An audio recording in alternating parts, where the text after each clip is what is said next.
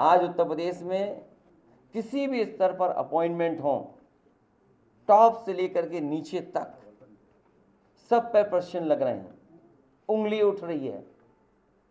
जितने शिक्षकों की भर्ती हो जानी चाहिए थी, अभी भी सरकार उतने शिक्षकों की भर्ती नहीं कर पा रही है। जिन लोगों को मिल गया हाई कोर्ट से, सरकार ऐसी साजिश और षड्यंत्र रच रहा है कि उन्हें नौकरी न मिल जाए। जो हमारे बाबा साहब भीमराव अम्बेडकर जी संविधान के तहत जो अधिकार और हक हैं, उसको भी छीनने का काम सरकार कर रही है। इसे लगातार पीडीए की आवाज को हम सब मिलकर के मजबूत करते रहेंगे। ये पीडीए की रणनीति है जो भारतीय जनता पार्टी को उत्तर प्रदेश को उखाड़ने का काम करेगी। मैं एक बार फिर अपने शिक्षक सभा के प्रदेश के राष्ट्रीय कार्यकारिणी के सभी पदाधिकारियों का बहुत बहुत धन्यवाद देता हूं कि सर्वपल्ली राधाकृष्णन जी को वो आज याद कर रहे हैं। कल से पूरे प्रदेश में जगह जगह कार्यक्रम हमारी पार्टी भी करेगी और देश के स्तर पर शिक्षक लोग भी करते हैं।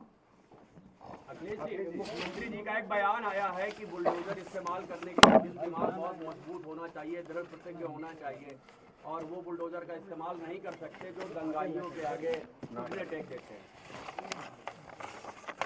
उससे भी बड़ी बात है कि हमारे मुख्यमंत्री कहने को योगी हैं कि कभी कभी बायोलॉजिस्ट भी बन जाते हैं। अब उस बहस में मैं नहीं जाऊंगा कि बायोलॉजिकल वाली बहस में जाऊं कि ना जाऊं, कि बायोलॉजिकल हैं आप कि नहीं बायोलॉजिकल हैं। हमारे मुख्यमंत्री जी को चिंता है डीएनए की, उन्हें बहुत चिंता है डीएनए की। मैं बहुत दिनों से सोच रहा था कि शायद किसी दिन वो जो पावर प्लांट हैं उनका नाम बोलेंगे। वो आज भी पावर प्लांट का नाम नहीं ले पा रहे हैं, और मैं दावे के साथ कहता हूं वो डीएनए तो बोल सकते हैं, लेकिन डीएनए का फुल फॉर्म नहीं बोल सकते। इसलिए डीएनए को बोलने से पहले कि समाजवादियों के डीएनए में क्या है, कम से कम डीएनए का फुल फॉर्म तो बता दें। और जहां तक बुलडोजर का सवाल है, सोचो कैसा न्यायालय का बुलडोजर चला, क्या बुलडोजर नहीं चल सकता। जो लोग बुलडोजर लेकर के डराते थे, जगह जगह लोगों के घर गिराते थे, क्या मुख्यमंत्री आवास का नक्शा पास है? अगर नक्शा ही सवाल है तो सरकार ये बताए क्या मुख्यमंत्री आवास का नक्शा पास है, और कब पास हुआ था ये भी बता दें, कागज दिखा दें उसके। इसका मतलब ये हुआ कि आपने जानबूझ करके जिनसे आपको बदला लेना था, नीचा दिखाना था, और अपनी सरकार की ताकत पर, अहंकार पर आपने जानबूझ करके बुलडोजर चलाए, जिसका परिणाम यह है कि हाई कोर्ट से लेकर के सुप्रीम कोर्ट ये कह सकता है कि बुलडोजर संवैधानिक नहीं है, अनकॉन्स्टिट्यूशनल चीज है, अनकॉन्स्टिट्यूशनल है। और कल ही सुप्रीम कोर्ट ने कहा है कि बुलडोजर नहीं चल सकता है। तो क्या अभी तक जो बुलडोजर चल रहा था उसके लिए सरकार माफी मांगेगी कि नहीं मांगेगी? और जहां तक दिल और दिमाग, हमारे पत्रकार साथी आपको सबको पता है, ये कोई पहली बार बात नहीं मैं कह रहा हूं, और फिर कहता हूं, बुलडोजर में दिमाग नहीं होता है, स्टीयरिंग होता है उसमें। स्टीयरिंग से चलता है बुलडोजर। उत्तर प्रदेश की जनता कब किसका स्टीयरिंग बदल दे, या दिल्ली वाले कब किसका स्टीयरिंग बदल दें।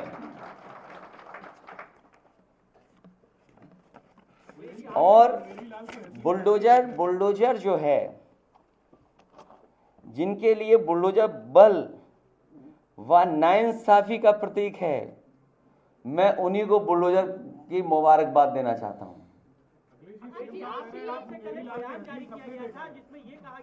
देखिए मुख्यमंत्री जी न खुद सोते हैं चैन से इधर परिणाम के बाद, और न किसी अधिकारी को सोने दे रहे हैं। अखिलेश जी, ये भी मुख्यमंत्री जी ने कहा है कि जैसे भेड़िए का इस वक्त आतंक है, 2017 से पहले चाचा भतीजों का आतंक था। देखिए, आप उलझो मत, आप बिल्कुल मत मानिए, क्योंकि मैं जानता हूं कि अखबार मीडिया भी थोड़ा बाइज्ड है। 46 में 56 क्यों नहीं पूछा आपने? वो तो सदन की बात है, ये तो सदन की बात है। 46 में 56, हम तो आप ही लोगों से कहेंगे कम से कम उन्हीं से पूछिए कि 46 में 56 वाली सूची कब आएगी, आएगी कभी कि नहीं आएगी। और फिर जहां तक माफियाओं की बात है, पुराने रिकॉर्ड उठा करके देख लीजिए, किसी और को भी माफिया कहा जाता था।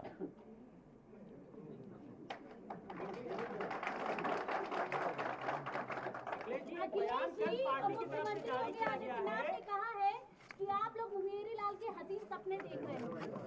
किस बात के लिए सपने देख रहे हैं? 27 के चुनाव के लिए और उपचुनाव के लिए। जो बात ये कहते हैं कि 2017 के पहले प्रदेश में लूट थी, यही तो कहते हैं। अभी जो बयान आ रहा है कि 2017 से पहले लूट थी, क्या उस समय भी मुख्यमंत्री जी शामिल थे उस लूट में?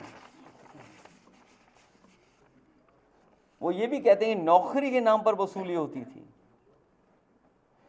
तो आज के अधिकारी कर्मचारी जो मुख्यमंत्री को आरोप लगा रहे हैं, जिन पे आरोप लगा रहे हैं अधिकारियों पर, क्या वो अधिकारी और कर्मचारियों से माफी मांगेंगे?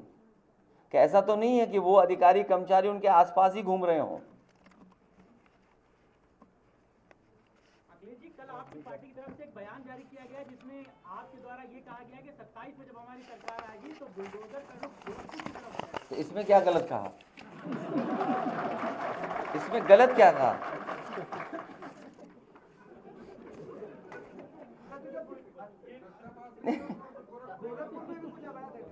नहीं, अवैध क्या है? नहीं, अवैध क्या, अवैध क्या है? ये कौन तय करेगा? इंस्टीट्यूशन तय करेगी ना। तो मैंने आपसे कहा कि सरकार अपने हिसाब तय करती है, इंस्टीट्यूशन नहीं तय करती है। बीजेपी तय करती है कि कौन सा लीगल कौन सा इलीगल है। उसमें भी आप सेलेक्टिव हैं। आप लखनऊ में चले जाइए, मैं तो आपसे कहता हूं कहीं और मत जाइए, कहीं और मत जाइए। मैं एक याद दिलाता हूं आप लखनऊ का, जो लोग कह रहे हैं हसीन सपना या जो भी बातें कह रहे हैं, आपको याद होगा लखनऊ के एक बिना नक्शा पास किए होटल में आग लग गई थी, कुछ लोगों की जान चली गई थी। और उस समय मुख्यमंत्री जी ने कहा था कि 24 घंटे तब होंगे जब बुलडोजर चल जाएगा। मैं जानना चाहता हूं, और प्रदेश की जनता को याद होगा, और प्रदेश की जनता और आप लोग भी जानना चाहेंगे कि आखिरकार क्या बुलडोजर की चाबी खो गई? आपको याद है कि नहीं याद है? और एलडीए में जाइए, आप एलडीए में जाइए और सूची निकलवाइए कि इलीगल बिल्डिंग्स किसकी हैं। ये मौका मिला है कि जितनी भी एलडीए की इलीगल बिल्डिंग हैं, आप क्यों नहीं बुलडोजर चला रहे हो वहां पर? आप अकबर नगर में तो बुलडोजर चला रहे हैं, आप नाले पर रिवर फ्रंट बनाने के लिए तो चला रहे हैं, लेकिन जब आपका बुलडोजर आगे चलता है तो क्या कारण है कि बुलडोजर का डीजल या पेट्रोल खत्म हो जाता है? और फिर आपने देखा नहीं एक फ्रस्ट्रेटेड अधिकारी को किस तरीके से एक व्यापारी के सर पे सर मार दिया था। आखिर वो अधिकारी फ्रस्ट्रेटेड क्यों था? इस बात के लिए आपको जानना चाहिए कि आखिरकार फ्रस्ट्रेटेड क्यों था वो। फ्रस्ट्रेटेड इसलिए था कि उस पर दबाव था, लोग पैसे मांग रहे थे अधिकारी से, अधिकारी पैसे के दबाव में उससे पैसे मांगे जा रहे होंगे। आपको इस बात पे जानना चाहिए कि एक अधिकारी सोचो किसी के सर मार दे, कितना फ्रस्ट्रेटेड रहा होगा। तो इसलिए सवाल ये नहीं है कि दिल और दिमाग, मैंने आपसे कहा कि बुलडोजर पे कोई दिल और दिमाग नहीं होता, ये कैमरे पे भी दिल और दिमाग नहीं होता, जब आप चलाते हो तब कैमरा चलता है। उपचुनाव में सभी सीटें 10 की 10 उत्तर प्रदेश की जनता इंडिया गठबंधन और पीडीए को जिताने जा रही है। ये कितना भी भटक लें, कितना भी, और देखिए 50-50 पे चुनाव लड़ेंगे, 5 सीटें जो कांग्रेस मांग रही है। भाई आप आग मत लगाओ। नहीं, अजय राय जी का बयान है, आज अजय राय जी ने बयान दिया है कि हम 5 सीटों के लिए मांग कर रहे हैं। 50-50 तो बिस्किट आता है। 5 सीटें आप दे रहे हैं। क्या कश्मीर में अलायंस होगा अखिलेश जी? अरे इधर उधर मत भागो, पहले एक इधर उधर मत भागो, इधर उधर मत भागो। जवाब दे दीजिए अखिलेश जी, 5 सीटें देखिए ये उपचुनाव आपको मैंने सूची दे करके बताया पार्टी कार्यालय से, और चुनाव आयोग को भी इस बात की शिकायत की कि तैयारी ये हो रही है कि वहाँ पर विशेष जाति धर्म के लोगों को कोई भी पोस्टिंग न दी जाए। यही तो हम डे वन से कहते आ रहे हैं कि संविधान खतरे में है, संविधान से दिए हुए अधिकारों को छीना जा रहा है, संविधान जिन अधिकारों हक की बात कर रहा है उनको छीना जा रहा है। सोचिए, कहीं कोई कल्पना कर सकता था कि जाति और धर्म को देख करके ट्रांसफर पोस्टिंग और जाति और धर्म को देख करके एफआईआर लिखाई जा रही है? एफआईआर नहीं लिखाई जा रही है। आज महिलाओं के उत्पीड़न में नंबर 1 है उत्तर प्रदेश। क्या सबसे ज्यादा घटनाएं उत्तर प्रदेश में नहीं है? और सोचिए, बाराबंकी की पुलिस समझौता करा रही है 1 लाख रुपए देकर के, और फिर बीएचयू जैसी घटना जहां हुई, जो दोषी थे, अपराधी, उनका स्वागत होगा। सोचिए, उनका स्वागत हो रहा है, ऐसा उत्तर प्रदेश बना दिया इन्होंने। तो भारतीय जनता पार्टी का भी नाम बदल दें मुख्यमंत्री जी, भारतीय जोगी पार्टी बना दें उसको। जब इतने ही नाम बदले जा रहे हैं तो भारतीय जनता पार्टी का भी नाम बदल दें मुख्यमंत्री जी। अखिलेश जी, आप जम्मू कश्मीर और महाराष्ट्र में चुनाव लड़ने जा रहे हैं, क्या देखिए, जब तक संगठन नहीं होगा आपकी पार्टी राष्ट्रीय नहीं बनेगी। जब तक आपके पास संगठन नहीं होगा तो कोई भी आपको साथ लेकर के नहीं चलेगा। समाजवादी पार्टी का जो सपना है, समाजवादियों का जो संकल्प था, उस पर काम कर रहे हैं कि धीरे धीरे कैसे समाजवादी पार्टी भी राष्ट्रीय पार्टी बने। अखिलेश जी, आप जो भी बयान देते हैं उस पर मायावती का रिएक्शन आपकी तरफ बड़ा पॉजिटिव आ रहा है, तो क्या लग रहा है, मायावती आपकी तरफ फिर से आ रही हैं, गठबंधन में शामिल होने जा रही है, या फिर आप लोगों की कोई जोड़ी बनने जा रही है? और कोई पूछ लो सवाल। आजकल भेड़ियों का बड़ा आतंक है। देखिए, वन मंत्री ये आपको नहीं, ये वन मंत्री की सवाल वन मंत्री जी का नहीं है, सवाल वन मंत्री जी का नहीं है। एक मिनट, आपको याद होगा, हमारे पत्रकार साथियों को,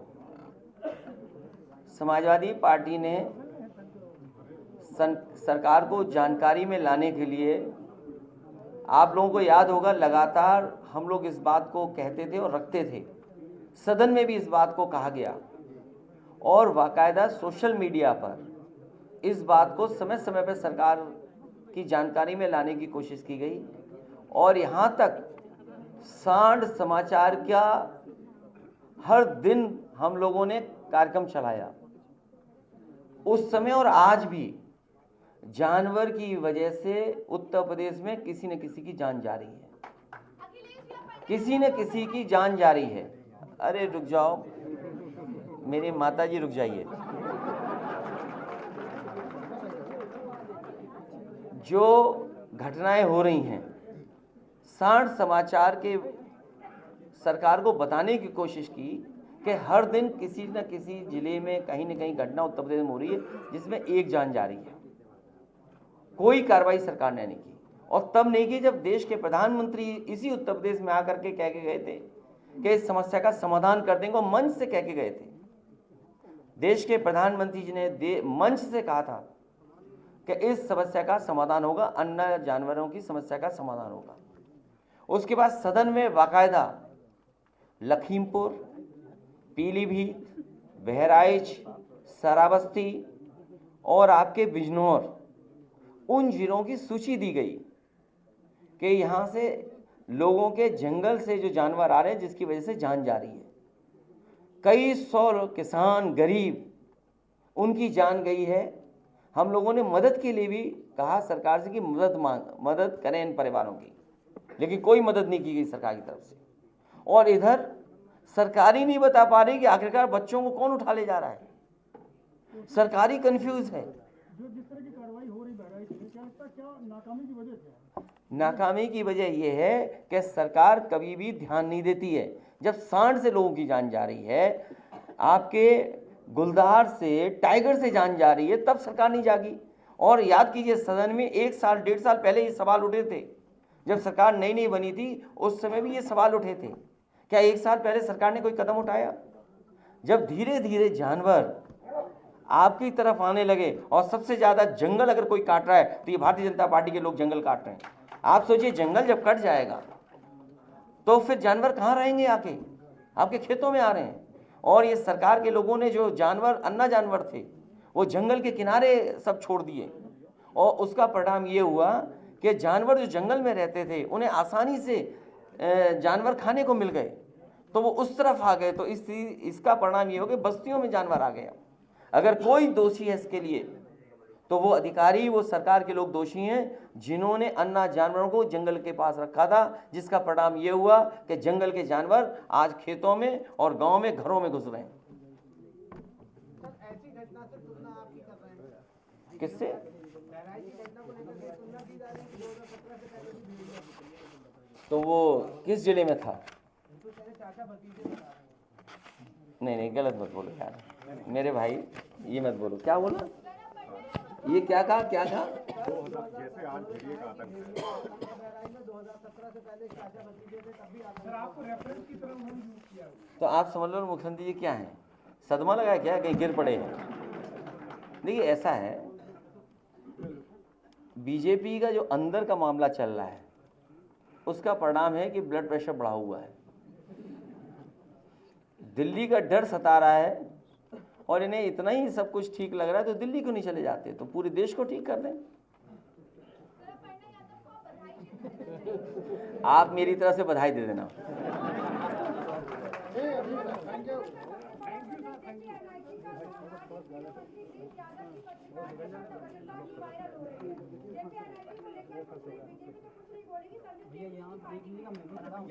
मैं तो चाहता हूँ JP-NIC सरकार नहीं चला पा रही तो इसको भी भेज दो। ये सुझाव है हमारी तरफ से। जब ये सरकार नहीं चला रही है, नहीं उस बिल्डिंग को ठीक कर रही है, तो जिस तरीके से बहुत सी चीज़ें बेची हैं तो इसको भी भेज दो, कम से कम चलने तो लगे। हम लोग दूर से देखते हैं वो खराब हो रही है बिल्डिंग। शिक्षक दिवस पे मदरसा मॉडर्न टीचर कल प्रदर्शन करेंगे। उनको कई महीनों से तनख्वाह नहीं दी गई है। मदरसा मॉडर्न टीचर स्कीम भी खत्म कर दी गई है। 22,000 जो मदरसा के हमारे हैं शिक्षक, उनकी मदद होनी चाहिए, सरकार को ध्यान देना चाहिए और भरोसा दिलाना चाहिए कि उनके साथ कोई अन्याय नहीं होगा।